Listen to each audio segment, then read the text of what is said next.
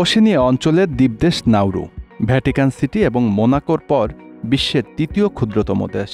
কয়েক মিলিয়ন বছর ধরে বিভিন্ন ধরনের সামুদ্রিক পাখির অভয়ারণ্য ছিল দেশটি। তাদের বর্জ্য জমতে জমতে উৎকৃষ্ট মানের ফসফেটের টিলা গড়ে ওঠে।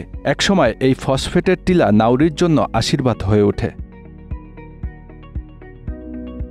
21.3 বর্গ কিলোমিটার আয়তনের দেশটিতে 1970 থেকে 1980-র দশকে ছিল ফসফেট খনির রমরমা ব্যবসা। কৃষিতে ব্যবহার্য রাসায়নিক সারের জন্য ফসফেট প্রয়োজনীয় উপাদান। নাউরির এই ফসফেট ছিল উৎকৃষ্ট মানের।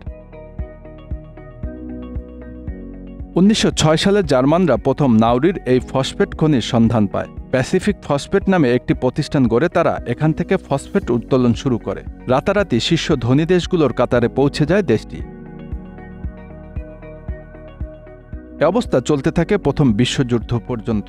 যুদ্ধে জার্মানরা পরাজিত হলে ব্রিটিশ ফসফেট কমিশনের নামে নাউরু থেকে ফসফেট উত্তোলন চলতে থাকে, আর এর সুবিধা নেয় ব্রিটেন, অস্ট্রেলিয়া এবং নিউজিল্যান্ড। দ্বিতীয় বিশ্বযুদ্ধেও একই অবস্থা ছিল। দৃশ্যপট পাল্টে যায় 1968 সালে স্বাধীনতা লাভের পর। ব্রিটিশ ফসফেট কমিশন কিনে নিয়ে নাউরু ফসফেট কর্পোরেশন নামে তারা পুরোদমে ফসফেট উত্তোলন করতে থাকে, আর সেই ফসফেটের প্রধান ক্রেতা ছিল পশ্চিমারা। সহজেই নাউরু সরকারের হাতে আসতে থাকে বিপুল অর্থ। 1975 সালে নাউরুর সরকারি ব্যাংকে রিজার্ভ ছিল $25 বিলিয়ন। সে সময় নাউরুর জনসংখ্যা ছিল 7,000-এর কাছাকাছি। মাথাপিছু আয়ের হিসাবে সে সময় কুয়েতের পর বিশ্বের দ্বিতীয় সর্বোচ্চ ধনী রাষ্ট্রে পরিণত হয় নাউরু।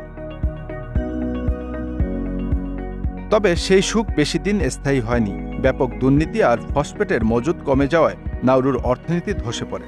দেশজুড়ে খনিজ সম্পদ তুলতে গিয়ে দেশটিতে এখন আর কোনো আবাদি জমি অবশিষ্ট নেই। মাত্র 2 দশকে বিশ্বের দ্বিতীয় ধনী দেশ থেকে ভাড়াটে দেশে পরিণত হয় নাউরু। দেশটি এখন চলছে অন্যের কাছে হাত পেতে। হাতে নগদ অর্থ পেয়ে দিশেহারা হয়ে পড়ে দেশটির সরকার। নাগরিকদের উন্নত চিকিৎসা, উচ্চশিক্ষা, মানসম্মত বাসস্থানের দিকে না ঝুঁকে মনোযোগী হয় দামি বাড়ি, বিলাসবহুল হোটেল আর গলফ কোর্ট নির্মাণে। নিজেরা খাদ্য উৎপাদনের দিকে না ঝুঁকে আমদানির উপর নির্ভরশীল হয়ে পড়ে তারা। সরকারি কর্মকর্তারা দেশের অর্থে বিদেশে বিলাসী জীবনযাপন করতে শুরু করেন।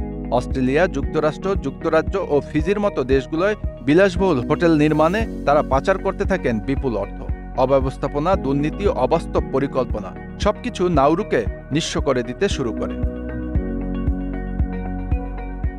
একসময় ফসফেটের মজুদ ফুরিয়ে আসে।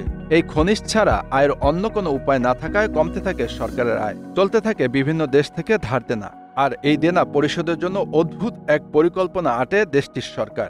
লন্ডনে কনসার্টের আয়োজন করে রাষ্ট্র পরিচালনার জন্য অর্থ উপার্জনের উদ্যোগ নেয় তারা। তবে সে উদ্যোগ ভেস্তে যায় অল্প দিনে।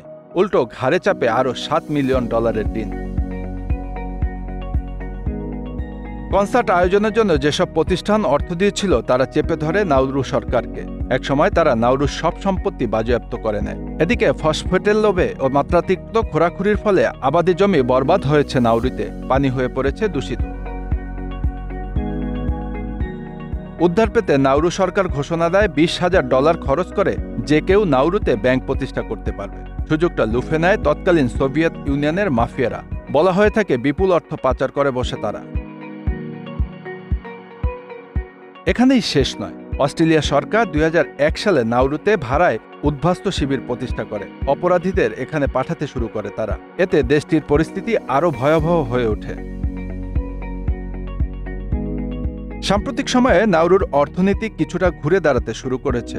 অফশোর ব্যাংকিং, মৎস্য শিকার ও বৈদেশিক সহায়তার পাশাপাশি দ্বিতীয় স্তরের ফসফেটের মজুদ আবিষ্কৃত হয়। অর্থনৈতিকভাবে কিছুটা সচ্ছল হয়ে উঠেছে একসময়ের ধনী দেশটি। Bangla affairs news desk.